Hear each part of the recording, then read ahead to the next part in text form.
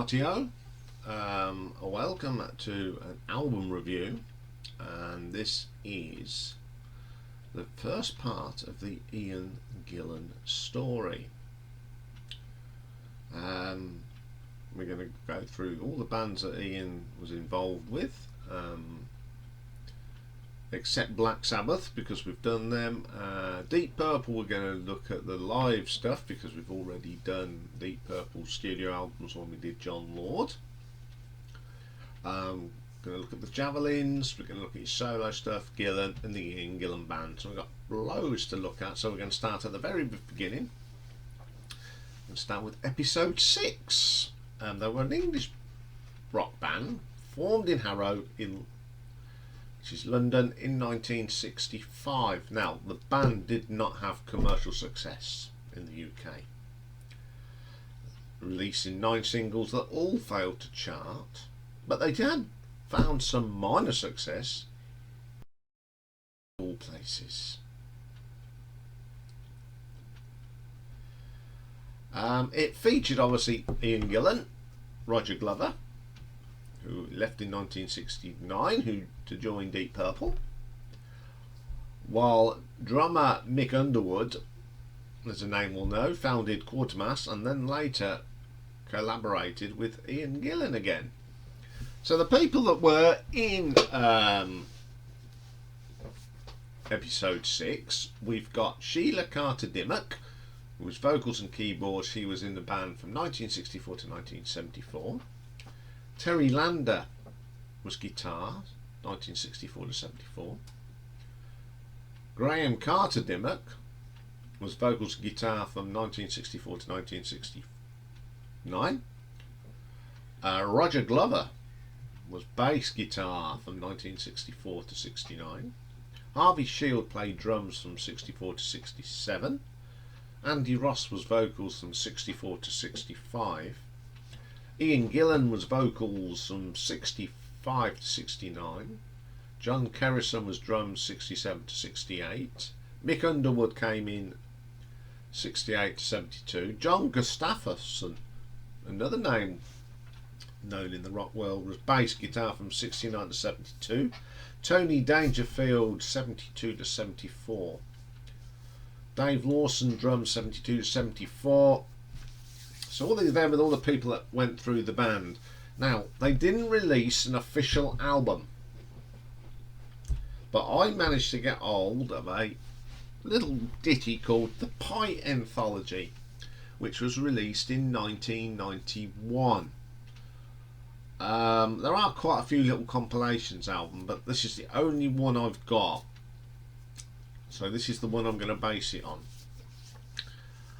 So the first track on here is Put Yourself in My Place, which is a cover of a Hollies song.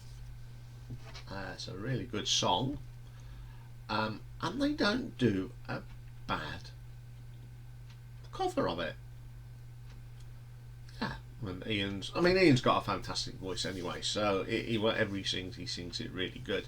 Even back in the 60s he sounded good, so it's not a bad version actually.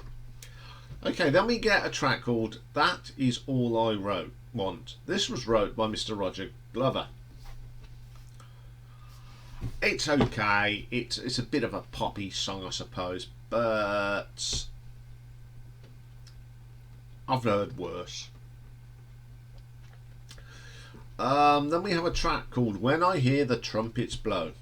This is a cover of a song done by the Tolkiens from 1966, and I think this is a little bit cheesy. I don't really like that track at all.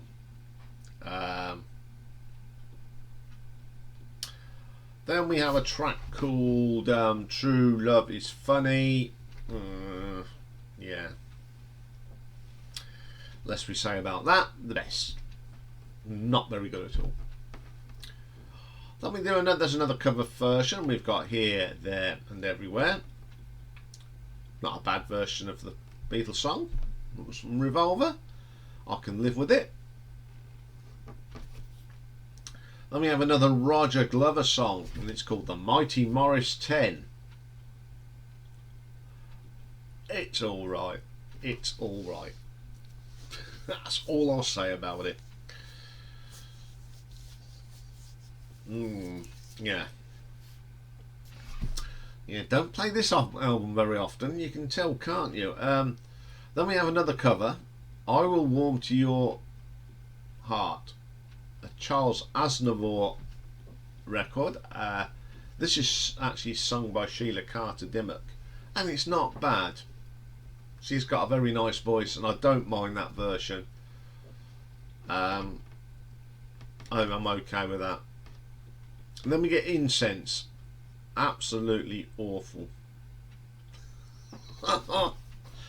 Terrible track. Then we get Love, Hate, Revenge. A typical 60s pop rock song, but a very good vocal from Iain. Absolutely great stuff. Then we get we got Baby, Baby, Baby. This isn't bad. This is the first time you hear some of that Gillan screeching. It's not over that what we got used to, but it's starting to appear, that screech. So it's not a bad track. Morning Dew.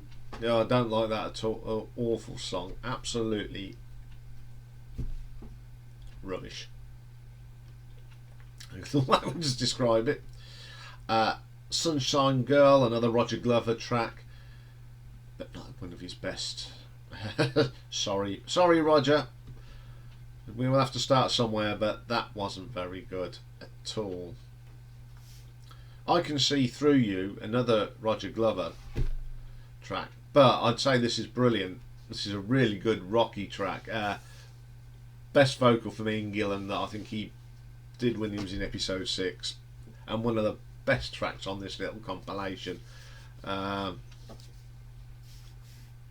okay, brilliant. Then we get When I Fall in Love. Oh, this is so dreary you want to fall asleep. Yeah, if you run out of anaesthetic at the hospital, bung this on, guaranteed to send you to sleep. Then we get My Little Red Book, which is a song written by Burt Bacharach and Hal David. So Manfred Mann did this as well. It's not a bad track actually. Then we get Only Lonely People, another Roger Glover song. It's okay, good vocal for me, although Iain though don't mind that one at all. Plastic Love. Oh God, I skip it. I've never really played it. It's just a load of noise. Doesn't do anything for me.